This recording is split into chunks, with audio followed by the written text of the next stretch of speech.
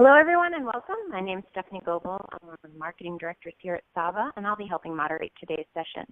I'd like to just take a quick moment and tell you a little bit about our presenters today. Dr. Michael Blayney has served as the Executive Director of Office for Research Safety at Northwestern University since August of 2012. Prior to his arrival at Northwestern, Michael served as the Director of Environmental Health and Safety at Dartmouth College. And Michael has 34 years of experience as safety and health specialist. We also have with us Sondra Hornsey. Sondra is the HIPAA Privacy Officer for Washington University and serves as the Administrative Director of Washington University Faculty Practice Plan's Health Information Release Service. She has implemented HIPAA privacy programs in both outpatient and inpatient settings and is responsible for providing compliance training on HIPAA and other regulations related to data privacy and confidentiality to over 13,000 university faculty, staff, and students. We also have with us Griffin Fernandez, and Griffin leads the education and public sector practice for the Educe Group with a focus on higher education. He led the Saba Cloud implementations at Northwestern University and Washington University in St. Louis, and is currently engaged in Harvard and Cornell implementations. Prior to joining Educe, Griffin was the Chief Operating Officer at CaseNet, a spinoff of the Education and Business Schools at the University of Virginia that provided research-based online professional development to K-12 teachers and school administrators. And with that, I'm going to pass things off to Griffin to get started. Thank you, Stephanie.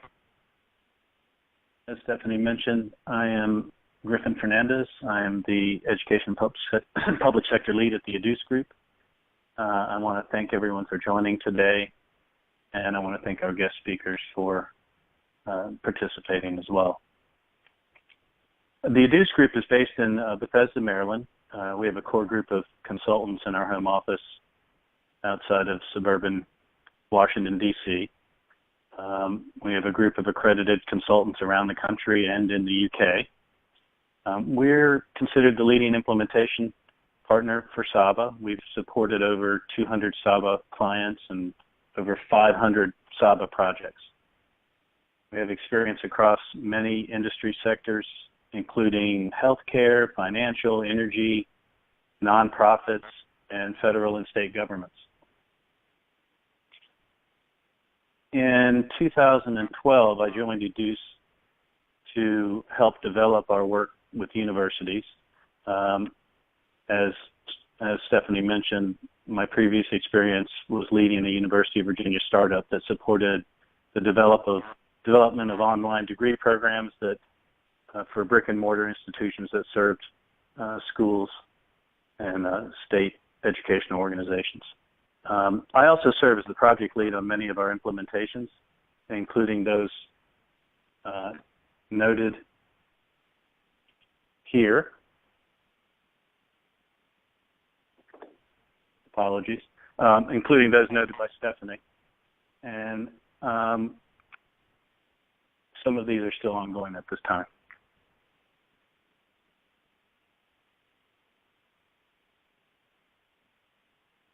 Our focus today is going to be on some of the lessons learned from our implementations at universities. And while these considerations overlap with those in other sectors, we found the universities have unique cultural characteristics and challenges, and I'm going to touch briefly on the considerations below, and then we'll hear from our guest speakers about how these issues played out at their institutions. So, turning to the key considerations that are listed here, let's first talk about establishing clarity around institutional goals.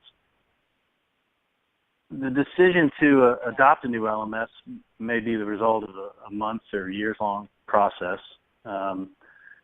Ideally, that process has identified clear goals and priorities, including, separating out the must-haves from the nice-to-haves. Some of the key drivers that we've seen include consolidating existing systems, providing a better end-user experience, and improving assignment and tracking of learning. But there may be others that are relevant as well. In terms of considering a phased implementation, a number of institutions may decide to go this route. Here, phasing may refer to breaking the LMS implementation into phases, sometimes with a hiatus, or phases may consist of completely separate projects for learning and performance, for example. Governance is critical to the success of your implementation. One approach is to have a governance structure in place during the LMS search and evaluation phase that will transition into the implementation. In addition to establishing priorities and defining requirements, good governance will effectively balance your stakeholder input with timely decision making.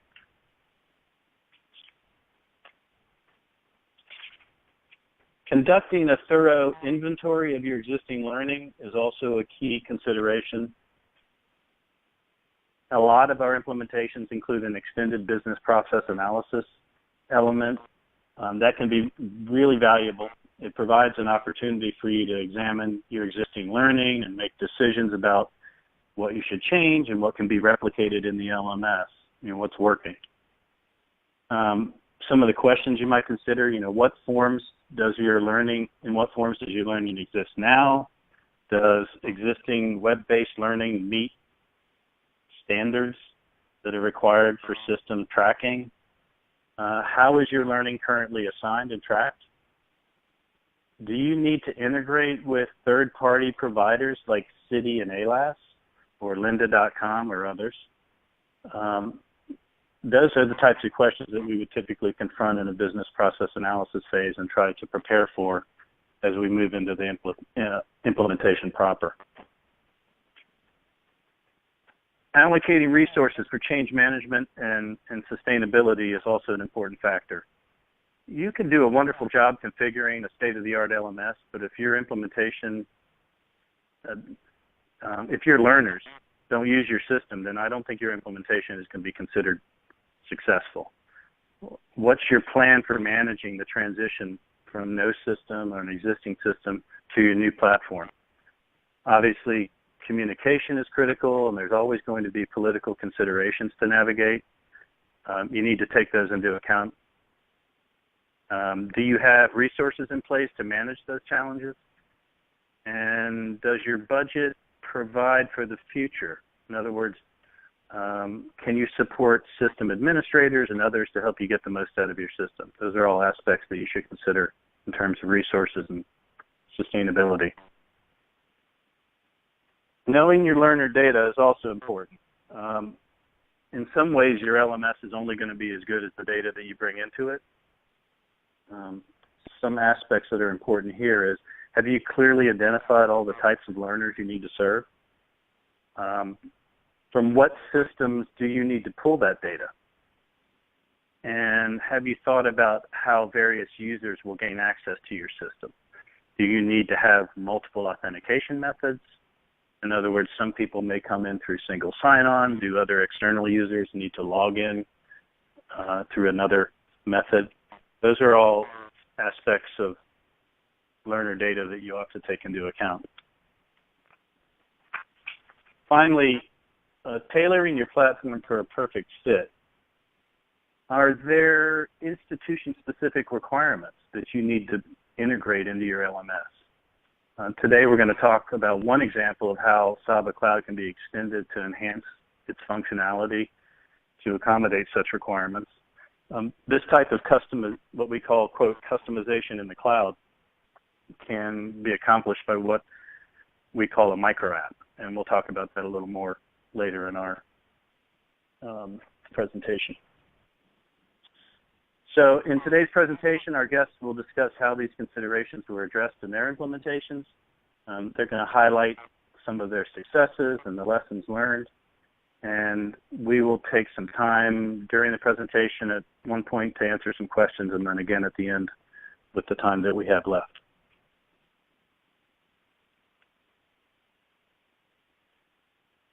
But before we hear from our guests, we'd like to learn a little bit more about you, our audience. So we have a couple of questions that will give us a sense of where people's interest lies.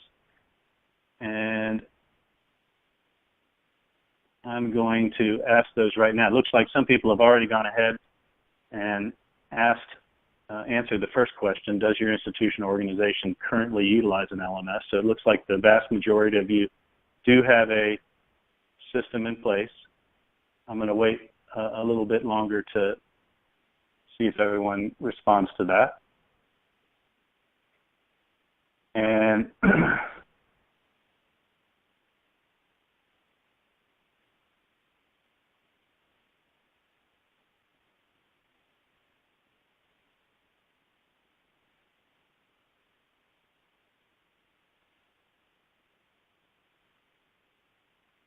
the next question we'd like to hear from you on is, are you in the process of evaluating an LMS to replace an existing system? It looks like everyone that has answered that so far is, and we'll give everyone a little longer to respond to that question.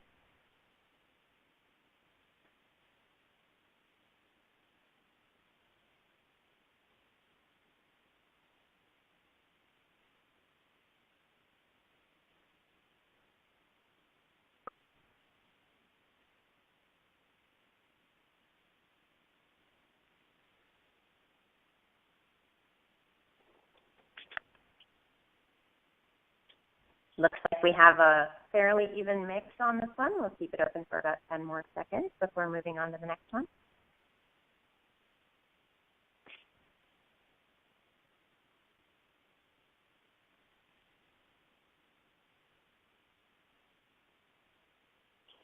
Looks like almost 50-50, Griffin.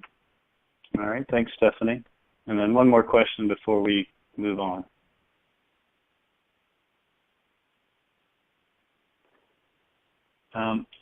Which of the following best describe the training requirements at your institution or organization? We have had a mix of these in our implementations. General human resources, so new employee orientation, for example, HIPAA privacy or other health-related compliance, research safety and compliance, or are there other focal points for your training requirements? And if you do fall into the other category, feel free to send those through within the questions from the audience. Maybe we can read some of those out loud.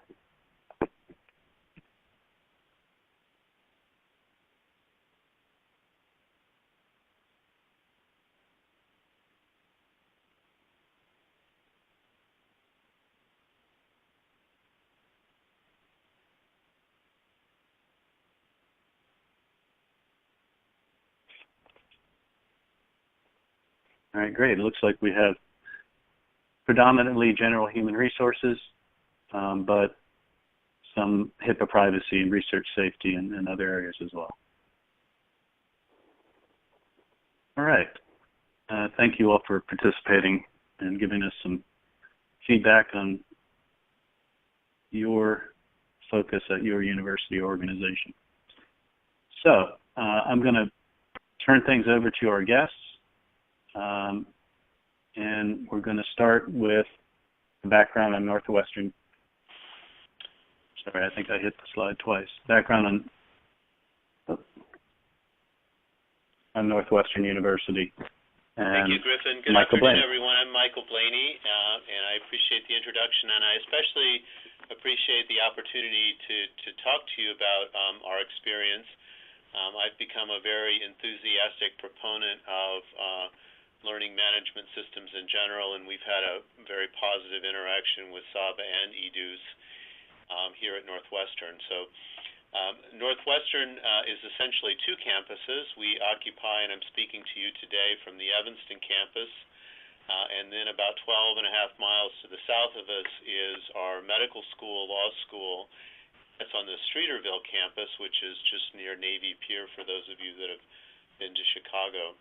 Northwestern is a private teaching and research institution. We continue to undergo significant growth, and in my coming here approximately 4 years ago this month, one of the first critical needs that I saw, but a need that had been addressed previously, was in fact the need for a learning management system. What we were doing at the time in my office was using a cobbled together solution with Blackboard, which was very cumbersome. People had to request permission to be allowed to take a class, so there was no on-demand capability of it. It was very awkward to sort of see. We had a micro app that was described through our research registration process that would trigger the assignment of training, but then it was very clunky to actually get in and do the training. And most importantly, for those of you that have to think about compliance issues, our training rates. So I walked into an environment where our training rates were actually below what I would consider to be an acceptable standard. In many cases, they were well below 50%. So less than 50% of what was assigned was actually being completed. I set as a criteria at least 85%, and I'm very pleased to say that actually with both improved management process on the safety management side and also the implementation of the Saba solution, that our compliance rates are well into the mid-90s and in a small number of cases at 100%. So we have an opportunity, or had an opportunity here to address this opportunity through the implementation of the learning management system. So now I'll let my colleague from Washington University speak. Thank you, Michael, and thank you all for attending this presentation. I'm Sondra Hornsey with Washington University in St. Louis. We are very similar to Northwestern University. Our campuses are not as far apart. We actually are separated by Forest Park, one of our beautiful parks here in St. Louis, Missouri. And I am actually based on our medical school campus, so I'm just inside the city of St. Louis while our academic campus is in the county. I've been with the university for over 11 years and have seen the many facets of training here, primarily with our faculty and staff on the medical school side. And we have had a lot of variability. And depending on the type of training that you are required to take, some requirements were very clear, reporting was easy, and if you were a department administrator, you knew exactly where your training rate stood for your faculty and staff. Others, again, depended on how they were housed and created, there were just so many opportunities for improvement so that staff knew what training they needed to take, when it was due, and for those responsible for monitoring the training, the reporting was accurate and, again, easy to get to. We also had what I would call a homegrown system that cobbled together some Adobe platforms, our homegrown, what we call a research administration system that's combined with our administrative information system. We have employees, faculty, staff, and students that need to be trained, but we also have outside constituents that have to come in and consume our training. And because of our affiliation with our teaching hospitals, some of those individuals are actually employees of those institutions, and trying to find, a single way to bring them in to consume the training had been a challenge prior to us going to a vended learning management system. We've been on Saba for a little over a year, and our first phase was our compliance training. And in this first year, it has been so wonderful to have a single solution where we can go to pull reports on any type of training. We have a place where not only can you see the training completion for your web-based training, but an end user can also see the classroom training that they may have completed. And it just helped us solve for the tremendous amount of variability, as well as dissatisfaction that we had from our faculty and staff. So with that, I think we're going to go into actually talking about how we, both at Northwestern and at Washington University, prepared for our LMS projects. Thank you, Sondra. And before we move into talking about institutional goals and phased implementations, I have another question for the audience. If you're actively considering replacing a system, what are the factors that are driving your search? Needing to consolidate multiple systems, better user interface, easier administration, more robust assignment, notification delivery and tracking, or integration with other talent management functions? you could take a second and give us some feedback on that. Then we'll move into talking about goals and phased implementations.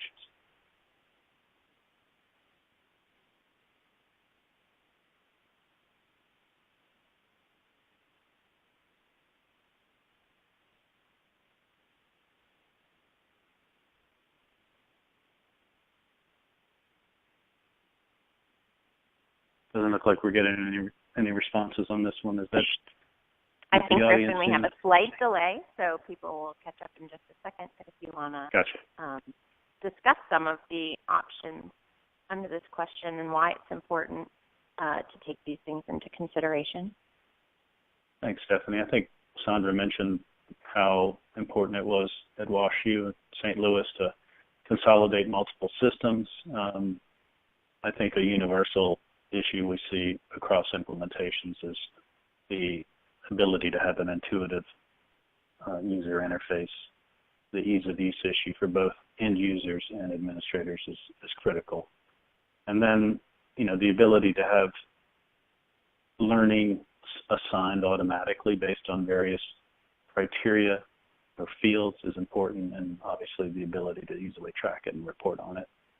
And then in some cases, the need to integrate the learning management functions with performance management has also been a driver.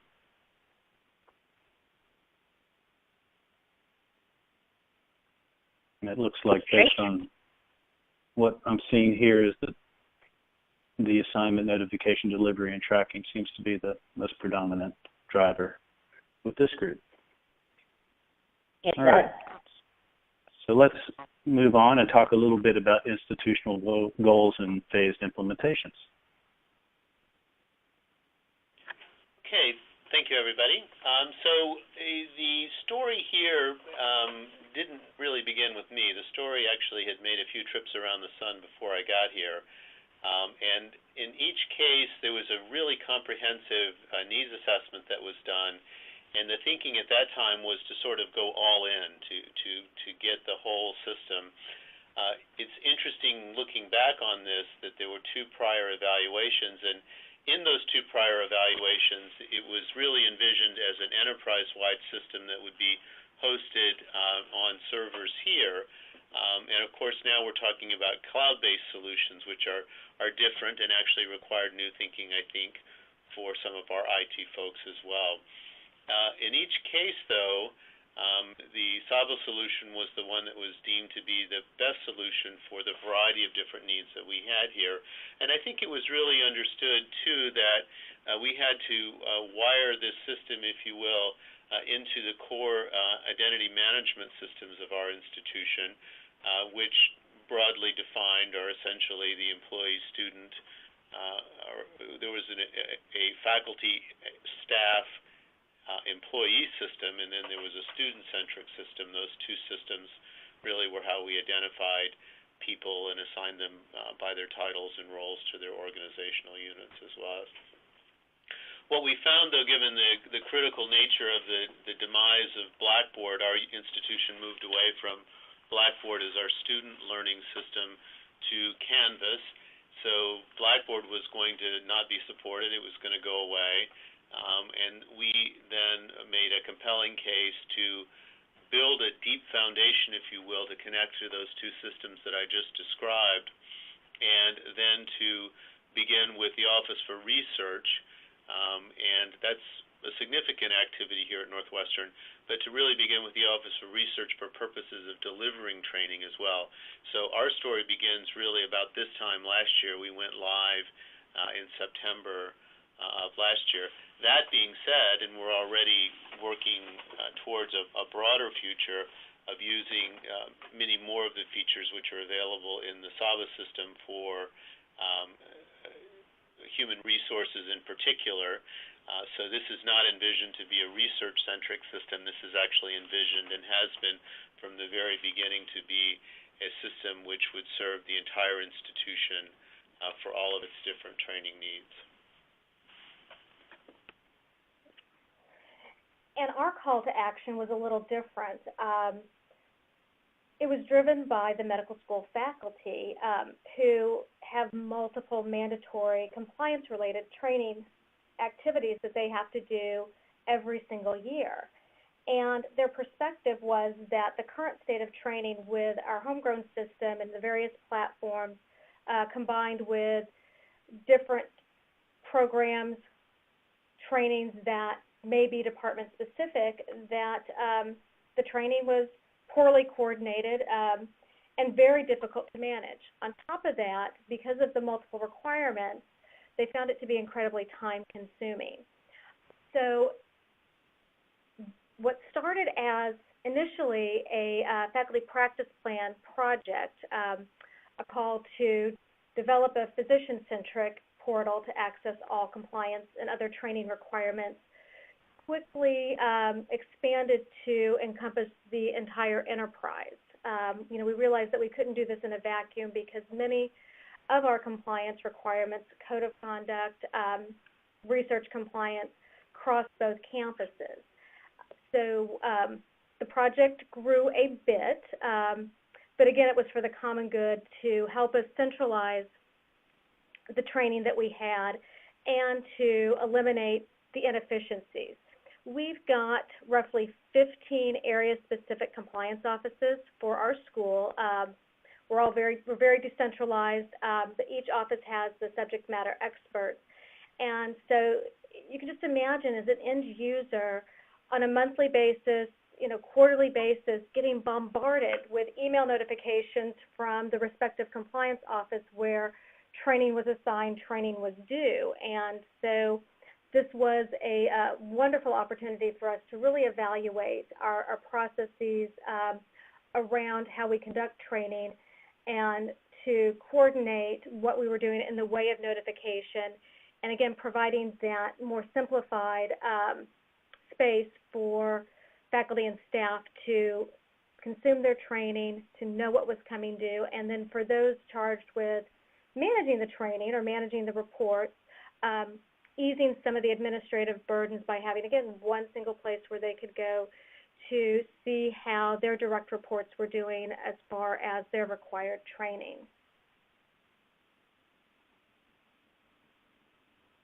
Thanks, Sondra.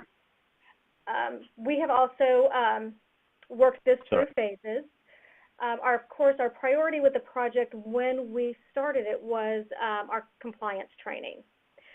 Now we are working on our human resources training, so things like new employee orientation, new manager training, along with department-specific training, and getting that into the LMS here at Washington University. And down the road, we're going to start looking at the performance management functionality.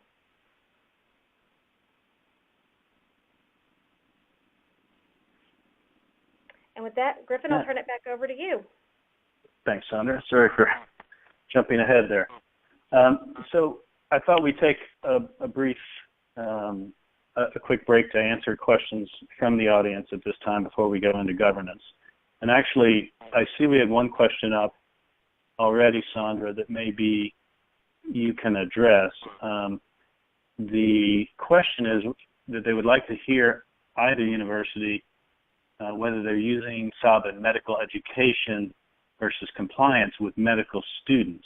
And I know you've addressed faculty, but it sounds like someone's interested in whether students are also taking training through the system. I can take that, Griffin. So here at Washington University, we are not putting the student training into Saba, and as far as I know, we don't have plans to do so. I know on the Danforth campus, I believe they are still using Blackboard. Here on the medical school campus, I'm not sure if we're still using Blackboard or if they've selected a different product. Now, that being said, with our medical students, from year one, we're trying to engage them in research activities. So they are having to consume a lot of our compliance training. HIPAA, of course, because these are the medical students, are going to be interacting with patients. But many are also engaged in human studies research. We have a very robust MD-PhD program. And in addition, many of our Danforth students, whether they are in, biomedical engineering, psychology, many of them will come down and shadow our faculty. They may also do a semester in one of our research labs down here. And so they're getting introduced to the training that we have within Saba. And like Northwestern, we also had to find a way to integrate learner data from our HR system as well as our separate student information system. Thank you, Sondra. I can jump in just briefly to add to Sondra. We are very interested and have been discussing internally, given all the medical centers that we're affiliated with here in Chicago, of being able to deliver continuing education activity. That's a key interest of our medical school. So it's not necessarily student-centric, but it does address a lot, or there's a lot of interest in using it for the CME requirements and the fact that people will come from different places and be interested in need and want to receive CME credit. Thanks, Michael. Does anyone else have questions that are relevant to what we've covered so far before we move into governance? If you do, go ahead and post those, and we'll take a second to address them.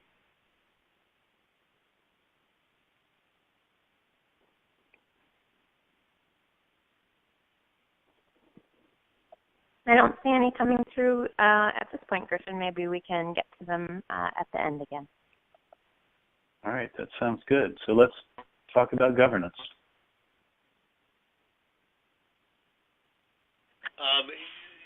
Governance is, as said at the outset by Griffin, a really key and critical function. There's a number of books which people have written, and I have one here called LMS Success by Katrina Baker, and I can post that information for everybody. It was a book I simply got off Amazon, and it emphasizes over and over again the importance of governance. I had the opportunity to attend the Saba Summit in the spring of 15, and that came through even though we weren't yet implemented, that in the absence of governance, it can become confusing or almost crazy-making to have too many cooks in the kitchen, so to speak. So universities are unique. We're like a lot of small to medium-sized enterprises. We all share a common name, have different goals, different perceptions of what's important. Our project team really involved the Office for Research, and we have a small IT group within the Office for Research, the Northwestern IT office, and then also the eventual owner of the system, which would be Human Resources as well. So it was really critical as we kept our eye on the prize, which of course was going live, that we were able to map existing process, and that was a responsibility within the Office of Research, but also then not to make decisions which would preclude the future. And what's really emerged is through a convened body we call the Learning Management Council here, of which I serve on. We have an interest in staff development training, that the Learning Management Council would then eventually be sort of the meta-organization, and we would then work cooperatively to ensure that we had proper nomenclature, common terminology, and a process by which content would meet certain institutional standards, would be approved, would be loaded, would be reviewed periodically as well, versus just turning everybody loose and letting them put up whatever they wanted. Because needless to say, we're trying to get business process right and not compromise that.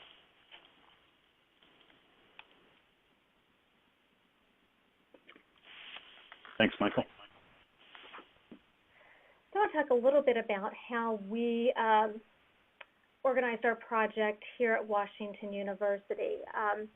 We identified our executive sponsors, and they did change throughout the project. If you recall, the project started as an initiative on the medical school side by the faculty practice plan, and that's where the charter was developed and the steering committee was formed. As we expanded the scope of the project to enterprise-wide, we then identified our executive sponsors, which were the CEO of our faculty practice plan and then our vice chancellors for administration on the medical school campus as well as on our academic Danforth campus. We formed a steering committee. We had a project charter that had goals, identified deliverables for the project, and most importantly, set forth a project timeline. And we were held to that project timeline. And on our steering committee, we wanted, not only administrators, but we also wanted faculty participation, particularly since they were the ones who were the most vocal about dissatisfaction with our current state related to compliance training. We had representation from human resources. We had our chief information officer, general counsel, university compliance, research administration, and various business managers. The steering committee was charged with helping with the higher level decisions, making certain that we were meeting the milestones as identified in the project timeline, and they were great at helping us prioritize our goals.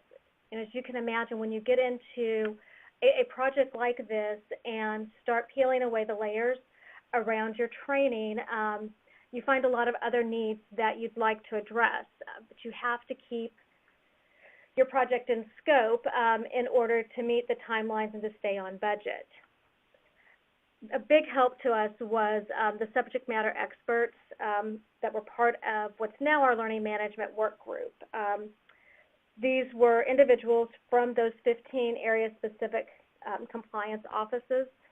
They helped us, map out their training requirements, their workflow, understanding where they stored their data, or the multiple places they stored their data.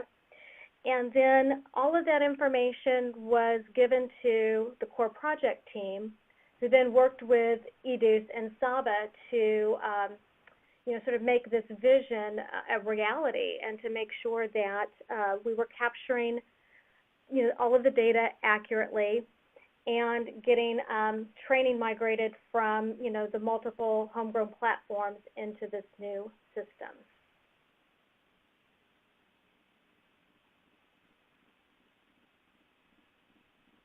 Thanks, Stephanie, and and Sondra. And I do see that some people have already answered the question about whether you're utilizing a governance plan for administering your existing LMS or to guide an LMS search or evaluation process. So if anyone wants to add to that, I think we've heard from about 4 people.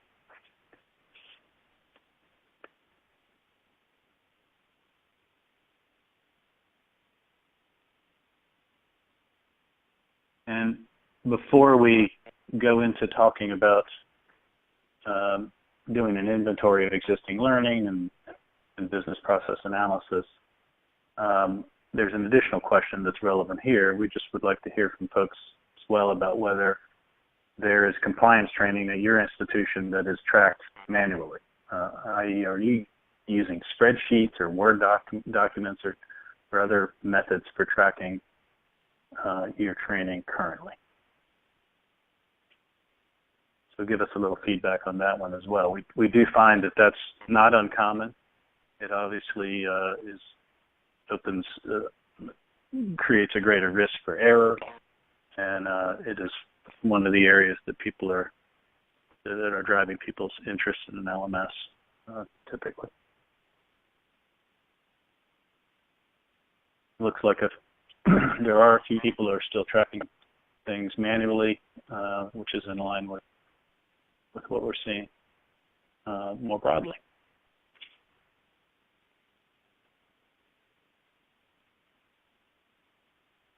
Give people another second to finish providing some feedback, and then we'll move into talking about inventory of existing learning and business process analysis.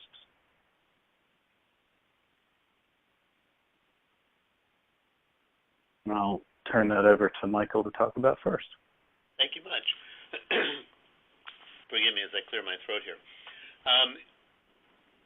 This is a really critical process, and it's one that was perhaps the most difficult, just to be completely honest with you, within my own organizational unit, the Office for Research. So I look after research safety, but our animal care and use program the sponsored project office, the research ethics process are all colleagues in this as well. And in some cases, I don't think there was as clear an understanding, perhaps as there should have been, into what people were currently doing. And I think I'd like to emphasize that there is a certain naivete that people have about technology, that technology will solve their problems, but if they don't understand what they're doing already, technology is not going to solve their problems. It's only going to make it worse. Moreover, you're looking to implement a system versus build something that deals with a unique need. And I think for those that are on the phone from higher education, we all know that there's this propensity to take something and then tinker with it forever and a day. That creates all sorts of problems as well.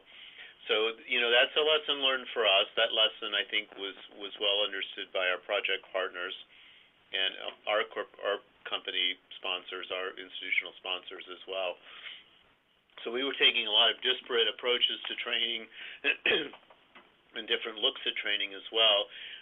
The advantage of this process, although at times it was difficult, is it has led, I think, to to improved clarity as to the role of training and I think agreement on what our key messages are. So the process itself of implementing our system, which we call Learn at Northwestern, I think has given people an opportunity to realize the capabilities of the technology and then to be able to sort of work to a higher standard as we look to the future.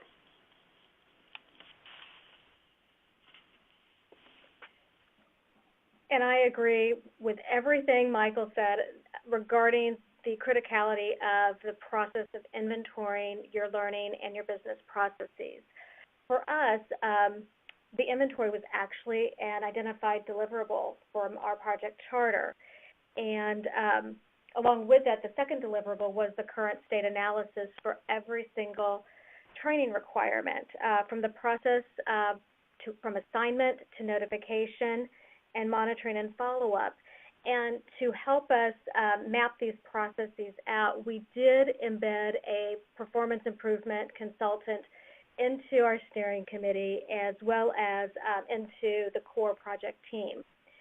And we learned so much from this activity. One was that truly we didn't understand how our training was conducted, the administrative burden to each of the compliance offices, and the disparate nature of the training. It helped us have a better understanding of how our faculty felt about the different notifications that they were receiving. We learned that for a new faculty member, first year here on the medical school campus with 1 foot in clinical space and another foot in research, and let's say it's a researcher who is doing both human studies, so maybe a few clinical trials in medical oncology, but they also do some research in the basic sciences, and maybe they're working with amphibians. Their first year alone, they could have 42 different training modules related to compliance that they would have to complete in that first 12-month span. And it didn't drop a whole lot after that for their subsequent years of training. So from these process analyses that were conducted by Performance Improvement, we were able to come up with some specific goals and recommendations. One that our faculty members were adamant about was a dashboard view of their training. They wanted, something like a stoplight where they could log in and see, green, I'm good, this isn't due for another year, and then red and yellow to help them prioritize the training that needed to be done, right now. They also wanted to see how much time it was going to take them to complete the training within that dashboard, again, to help them better prioritize. They wanted one email reminder, so this consolidated email digest that summarized all of the pending training, overdue training, and something that may be coming up in the next couple of months, instead of getting 15 different email notifications. We wanted and when I say we, I mean more of the compliance officers, the administrators managing the training, wanted a way to improve the accuracy of assignment of training, and when something was assigned in error, an easy way to remove that from the learner's plan. And of course, having the ability to use single sign-on was critical for us. And again, all of this was identified through doing this inventory and mapping out our workflows and processes.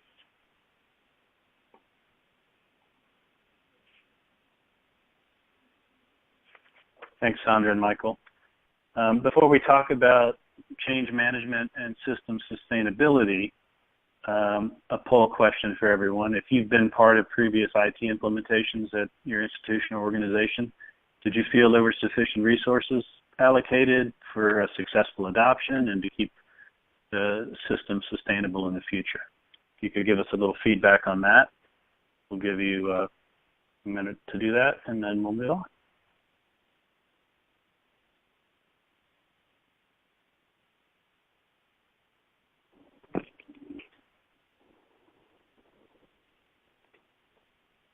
And while everybody's filling out that poll question, just a reminder, if you do have general questions, feel free to send those through the text chat. And as we are getting ready or towards the end of the presentation, we'll have some Q&A. So feel free to send those all along.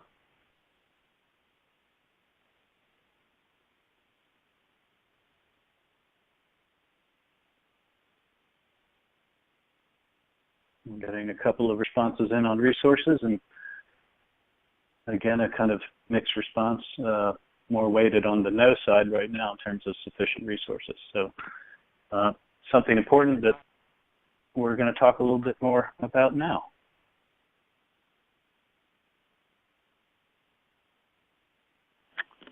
Thank you, everybody. So we've talked a little bit about governance and the importance of that. I don't think we need to belabor that. These systems are not you have to play with them. You have to work with them. And we had an opportunity with a lot of help from Educe in the Office for Research Safety to take an existing portfolio of training and to prepare it and migrate it into the new system that we had. And that was very valuable insofar as the fact that the individuals involved in that were touching the system a lot. They were working with it. They were able to engage the Saba community. We were able to really resolve what the system would work like for us once we went live with it as well. There's a further stretch too, and I appreciate the sensitivity we all have, because I think people that we sometimes report to think that, well, gee, we did this and everything should be fine now. And in point of fact, we have care and feeding issues, we have development issues as well, and that is an important issue. And we found that over the last year, and I don't want to sound critical, it's more the phenomena that we face of really needing to advocate strongly for the fact that we needed additional administration, that there was a broader vision here. Part of that is to go out and enlist new clients, if you will, those that have significant training needs and or are spending training dollars to be able to build the business case that there's a significant and compelling need here for everybody to work to a common standard and use what I like to refer to as a training oasis as well. I think we quickly adapted, and I know Saba's been very responsive in responding to higher education needs, that when changes are made in the cloud, we're given advance notice, we're able to anticipate those as well, and that when we move those into production mode or go live with those, they don't then disable or shut other things down as well. And that being, I think, a new model is particularly exciting because you enjoy the continuous improvement of the system. You don't find people that for one reason or another are sort of happy with it the way that it is, and then all of a sudden you have obsolescence to deal with it. You're literally, I think, driving a new car every time. Building internal capacity is also very important, not only in the individuals that will develop, upload, and manage the training as well, but also to continue to indoctrinate and bring new people in as well, to define who's going to have basic capabilities, if you will, to access the system, developing consensus and capacity in terms of reporting. I think a lot of us face that in higher education. Everybody wants a custom report, and in reality, there are some standard reports that can be developed and run that will meet multiple needs without everybody creating their own set of custom reports as well. So it is important to think about that. Go live, of course, is a very exciting moment, and you see it works, and we've gotten very good feedback, as Sondra has here, where people can actually see what they're doing. It's intuitive. They can do it quickly. You know, for my own training, which I have to do for compliance within my office, it's just so much more pleasant to use. But it is important to realize that there are resources that are needed and will continue to be needed as you go further with the system. I would encourage everybody to, in building their business case, you know, dig around and look to see that people are spending money on training or training solutions or hosted solutions. And that, I think, if you aggregate it, can be part of a centralized ask versus everybody going in alone. Thank you, Michael and Sondra. The next topic we're going to talk about is just understanding your I'm sorry, I'm skipping ahead. That's okay. Apologies. Like Northwestern, you know, here at Washington University, we've also recognized the need for additional resources to help support the system sustainability and to allow us to bring on additional trainings, bring on along the departments that may have their own department-specific training. What I want to talk about is the change management process that you'll need to consider as you work on your implementation plan. Change is hard, especially if you have different stakeholders who've been doing things a certain way for years. And again, we wanted to make sure that our end users, primarily our faculty, would adapt to a change in the system, a change in how training was delivered and how things looked from day one. And so we were able to partner with Saba and Educe to have a faculty workshop. They opened up a sandbox environment and gave us a couple of days to bring some faculty in, put them in front of a computer, and let them get some hands-on experience with the system. You know, that's good and bad. We got some great feedback out of it. Most of the feedback was positive. Of course, anytime you open up a platform for folks to get in and try out, they're also going to come up with ideas, some enhancements that they would like to see, so that could lead to scope creep. It's just something to be mindful of.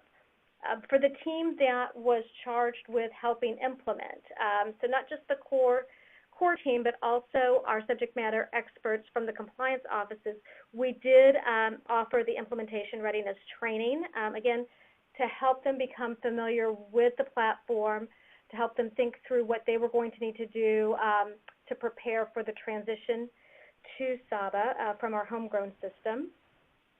We also made sure that these same stakeholders were part of our configuration workshop. And that allowed them to engage with Educe and talk through some of their specific training requirements, the scenarios that needed to be considered as we were setting up courses and classes. You know, for example, would this fit better in a certification path, or do we need to think about a curriculum versus a recurring course? What we learned from that is we kind of put the cart before the horse in a sense that we didn't have our LMS administrator in place. It was just, you know, we had the position posted, we just hadn't identified a candidate yet. And so I would recommend before you start your configuration workshop, make sure you have the individual that's going to, or individuals who are going to be responsible for managing the system on a day-to-day basis on board and ready to help support the configuration workshop. And then lastly, develop a communication plan. You know, when it comes to change management, you can never over-communicate the changes that are coming. And so we started communicating months in advance to our go-live. we did a road show. So we went to different groups across campuses to let them know about the new system, what they could expect at Go Live, how the training would look, how they would navigate it. We put announcements in newsletters. We had announcements on our flat panel monitors across campuses. And we learned from that. We thought we had a solid, pretty good communication plan, and we could have beefed it up. You need to get in front of your end users, your faculty and staff. Communication doesn't always trickle down. So if you're relying on communicating to managers and then expecting them to present the information at faculty meetings or at staff meetings, you might want to reconsider that approach and instead ask if you can come and present to these at these various meetings so that you know the information is getting communicated appropriately down to those end users. You make a good point there, Sondra, about making sure you have your system administrator and other admins in place before the configuration workshop, because we do take a kind of train-the-trainer approach during the implementation, so it's critical for those key system administrators to be present and engaged from the beginning of the project. So thank you for touching on that. We have a question out now about just the kinds of users you need to serve. I touched on that at the beginning. Just give us a little feedback on that, but we're not going to take a lot of time to discuss that. We'll just move forward now to talk about learner data and let each of our guests comment on that briefly. Okay, thanks. So Northwestern has a very dynamic and forward-thinking IT executive. The idea of a service-oriented architecture, to be fair, was actually new to Northwestern, and we had a unique challenge of building a reusable element, which actually a year on now we're looking at version 2 of this element, but it's spawned a number of other reusable elements so that in near real time we would be able to interact with the Saba Cloud and have updates rather than waiting till, for example, the end of the day or overnight to refresh. As we're all about to get busy with new students, that is certainly not timely to wait that long. We had to wait a little bit with this SOA challenge, so our initial plan was to do what we knew and were capable of doing so that we could incorporate this new technology. And we had to test that. We had to make sure it was work. Now, again, this was new for us. The process of testing, although it added a little bit of implementation delay, was well worth it because I think it built confidence and really set the stage for collateral benefits in other areas. We had an opportunity. We have a best practices forum internally, and Samir Desai, who is a very wonderful colleague and looks after learning and organizational development, we talked about this system, and we're really pleased the number of people that turned out and could see how this technology could be used across a lot of different areas to address business performance, do attestations, onboard new personnel. So people are very enthusiastic about the technology. Thanks, Michael. The last topic that we're going to address relates to tailoring the system, and there is a way to tailor the system using micro apps, even though it's a cloud system. And so there's one last question that we're going to push out. Do you envision the need to bring kind of non-human resources data from some kind of institution-specific source into your LMS? And so while people are responding to that, we'll move on, and Sondra's going to talk a little bit about how Washington University in St. Louis worked with us to tailor the platform. Thank you. I'm looking at the polling question on the type of users that you all will be needing to serve, and it's very similar to us here at Washington University. And you can imagine, trying to map those users to the right type of training, particularly when it comes to research-related training or other compliance training. And so in our homegrown system, we developed a way to address this through what we called our compliance profiler. And that was a series of questions that faculty, staff, students, volunteers, whomever we gave access to, would go in and respond. And these were questions related to what do they do in their role here at Washington University. So it could be related to clinical activities, research activities, and their answers would help identify the type of training that was required. So an example of this would be, do you need lab safety training or do you need clinical safety training? If you're a researcher and your research involves the use of animals, are you working with primates? Are you working with rodents or are you working with amphibians? The things that you can't get from a job code. So for us, that was learner data that was critical to be able to replicate in any system that we wound up going with for our learning management platform. And so Educe was able to replicate our compliance profiler through a micro app, and we now have it as a piece of content in our Learn at Work system.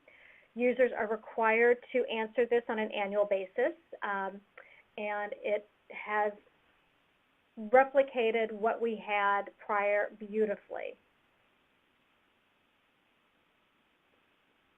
Thanks, Sondra. Yeah, and just so the audience understands, the people's answers on the compliance profiler then populate fields automatically that are read by the system, and the training is automatically pushed out based on those responses.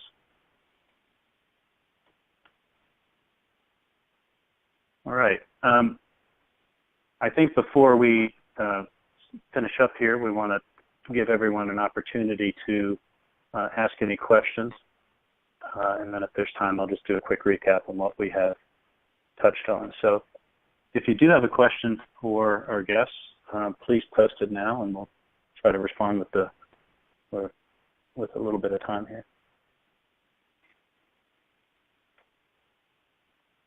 Griffin, I think our presenters must have done such a great job covering everything. I don't see any questions coming in at the moment.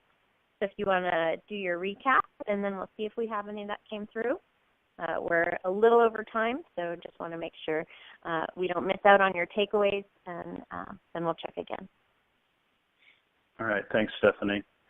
So just to reiterate, when you leave today and you're thinking about implementing your LMS or establishing a search process, you want to be very clear about your goals. What is it you're trying to accomplish? Think about what your must-haves are versus the nice-to-haves, and utilize that to drive your process. As you plan out your implementation, does it make sense, given your context, to phase it, either within the implementation for the learning management system by pausing at some point during the project because you have other systems that you need to build out or integrate, or are you considering other modules like performance and therefore potentially having two projects, and as you do your learning implementation, you need to plan ahead and think about your performance implementation while you're doing that. I think the need for governance is clear to everyone. I think both Michael and Sondra have talked about how that was accomplished at their institutions, and we urge you to, if you don't have a governance plan in place, to create one and to follow it. It will improve your process greatly. It goes without saying you need to understand what your existing learning is, everything from how your processes currently work, whether they are manual or whether they exist in a legacy system, even down to understanding the state of your content. If you create a lot of content internally, will it work in the new system? That can be a real stumbling block if you haven't looked at those factors. Success depends on having resources in place to make sure that you get your learning audience ready for the changes that they're going to undergo, and that you've got what you need in place to provide for the future. Understanding your data, what kinds of users you have, where they're going to come from, how they're going to enter the system, all factors that are critical. Take those into account. And then finally, one of the greatest things about the Saba system is it allows you to extend it and add things that we call micro apps and bring data into the system that's relevant to your training processes and allows you to build upon the already robust functionality that's there. So hopefully those things have been helpful takeaways, and thank you all for attending today. Thank you, Griffin. Thank you, Michael, and thank you, Sondra, as well. I think everybody found your insights useful. I didn't see any other questions coming in, so thanks again, everybody, for joining us. We hope you found today's session useful. We will be sending you the recording. As well, we have another session with Training Magazine and the Brandon Hall Group on August 30th. That is about replacing your LMS. And I did note that 87% of you said that that's something you are thinking about. So we'll be sending you the link, and hopefully you can join us then. Thanks again, everybody, and we hope you have a great day. Thanks, everyone.